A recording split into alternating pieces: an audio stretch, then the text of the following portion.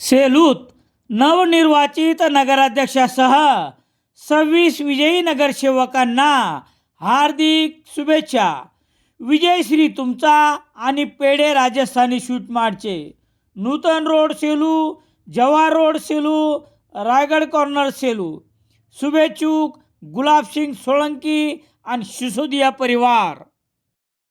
परभणी, सेलू, बुलढाणा आणि रिसोड येथील भाविकांच्या वतीने श्री क्षेत्र जगन्नाथपुरी धाम येथे स्वामी गोविंददेव गिरीजी महाराज यांच्या श्रीमद भागवत पुराण कथेला शुक्रवारी 26 डिसेंबर 2025 रोजी सायंकाळी 6 वाजता इंद्रधुम्न नगरीमध्ये उत्साहात प्रारंभ झाला.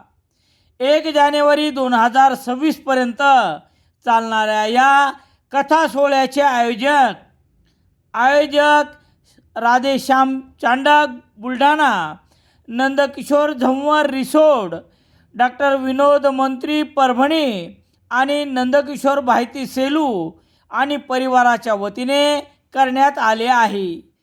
या निमित्ताने शुक्रवार दुपारी 4 वाजता श्री शिव मंदिर ते कथास्थळापर्यंत ग्रंथ, मंगल कलश आणि रथातून स्वामी गोविंददेव गिरीजी महाराज यांची मिरवणूक उत्साहात काढण्यात आली. जय जगन्नाथ, जय श्रीराम च्या घोषणाने संपूर्ण परिसर दुमदुमून गेला. या मिरवणुकीत भाविकांनी मोठा सहभाग नोंदविला. पुरुष पांढरा कुर्ता पायजामा आणि महिला चुनरी साडी परिधान करून या सोहळ्यात सहभागी झाल्या होत्या. स्वामीजीच्या हस्ते धर्मध्वजारोहण पारंपरिक पद्धतीने स्वामीजीचे औक्षण करण्यात आले. ग्रंथपूजनानंतर स्वामीजीचे पूजन झाले, आरती झाली.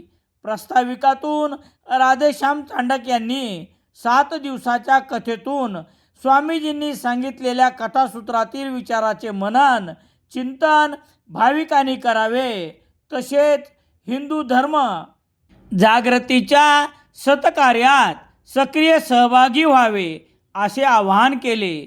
स्वामी गोविंददेव गिरीजी महाराज म्हणाले, श्रीमद भागवत महापुराण कथा जगन्नाथ धाममध्ये श्रवण करणे हे परम भाग्याची पराकाष्ठा आहे.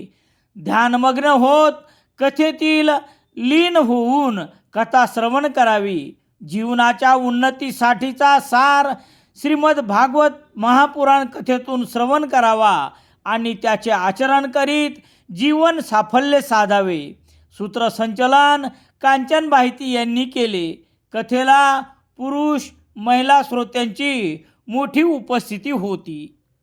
श्री जगन्नाथ धाम येथे होत असलेल्या या कथेचा महाराष्ट्र जगन्नाथपुरी येथे आणि जगन्नाथपुरी येथील गोविंददेव गिरीजी महाराज यांचे संस्कार संपूर्ण महाराष्ट्रात या माध्यमातून आपणास ऐकावयाला मिळणार आहेत. याचा भाविकांनी जरूर लाभ घ्यावा.